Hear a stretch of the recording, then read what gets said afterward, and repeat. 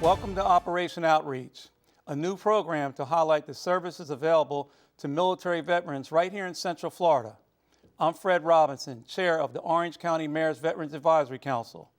The Veterans Service Office helps thousands of our local veterans each year navigate the process of applying for VA benefits. I'm pleased to be joined by Alnita Whitt, our Orange County Veterans Service Officer.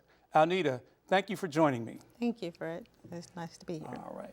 What I'd like to ask you, Alnita, is tell me about the Orange County Veterans Service Officer and the services and resources that you provide for our veterans community.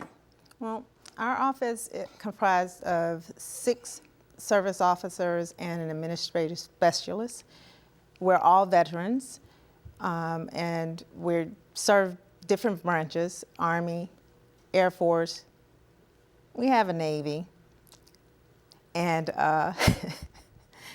so what we do is assist veterans in, and their spouses or dependent children in filing for benefits to the VA.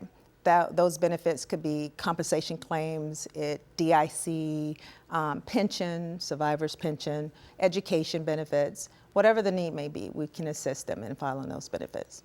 Okay, and when you say DIC, could you explain what DIC is? DIC is Dependent Indemnity Compensation. And that benefit is if a veteran passes away from a service-connected disability, that the surviving spouse can apply for the benefit based on the fact that they died from that benefit, from that disability. Okay, and is there a basic time frame that if a person is awarded 100% service-connected disability, that he has to be service-connected before his spouse can receive benefits? Is there a certain time in between that? Yes. So if a veteran is service-connected at 100% permanent and total for 10 years, okay, then that veteran, that surviving spouse, can become entitled to dependent indemnity compensation benefits. Okay, and what are some of the challenges, or I should say, or preconceived notions of veterans going from one organization to another organization? They tend to build up a particular callus. So what are the challenges that you go through when you have that veteran that comes in there that's been, got misinformation over here, misinformation over there, that feels maybe disgusted and says to you, what can you do for me that they couldn't have? We call it VSO shopping. So it's a challenge in some cases because a lot of veterans feel that some VSOs may know more than others.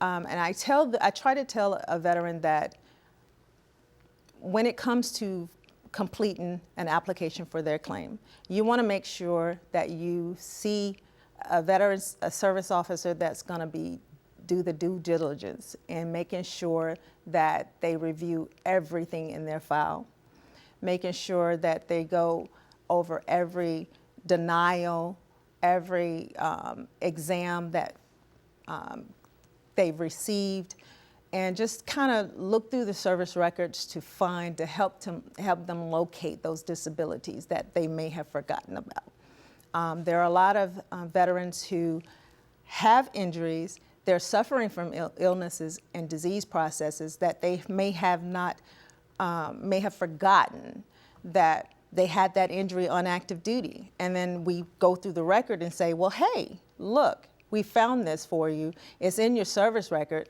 Oh my God, I did not know that this is where it started. And we've made that connection for them. Yeah, because when you look at a person being out of the military 20 or 30 years, a lot of things happen to you that you forget. And there's certain people, it depends on what branch you were in, you get hurt and you keep it moving anyway. You don't even report it just to do what you have to do, fulfill the assignment. How are the veteran service officers, how are they trained? Well, the biggest training that a service officer is going to receive is the hands-on training in their office. So for whatever county that service officer is with, their training is going to come from whatever training program that is within that office. But for us, we also have 2 annual trainings that we attend every year. for veteran services officers that aren't able to attend one, they have the other that they can go to. So some offices can't close completely. They'll send maybe half of their staff or all but one would attend one conference, and then the other will go at another. But we also get recertified during these conferences as well. Okay. And what is more beneficial for a veteran to come to your office for assistance versus maybe going somewhere else? It depends on where they're actually going.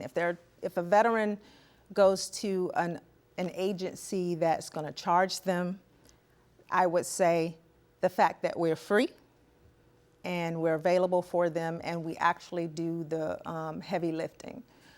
Our office pretty much does everything for them. We go through, we help them write medical opinion letters, sample letters to help with their, take to their providers to help develop and build that case for them. Okay, and you mentioned free and some veterans have to pay. Could you go into a little detail with that? There are some agencies out there that charge veterans fees for filing claims, and the VA is kind of leaning towards not doing that. It's not legal, it's not right, because that's a free service. But however, we do get it. We do see why they're trying to, why they have come into business and why veterans are seeking those services. But why would you pay for something that's free? And lastly, what I would like to ask you, what is your purpose of being a veteran service officer? My purpose. I have a calling, and my calling is to help people, and I enjoy, and I have a passion of really service to others, and I enjoy helping my veterans. Well, I've known you for years, and you've really been fulfilling your purpose, and it's no greater need than to help a veteran and their family. Alnita, I want to thank you very much for coming here today and educating us more on the veteran service officers of Orange County and the services that you provide. Thank you so much. Thank you. This conversation sheds light on just how important the work of the veteran service officer is to the almost 70,000 veterans living in Orange County. The veteran service officer is making a difference, and when we come back, we'll hear from a veteran who says the help he received with his VA claim was a game changer.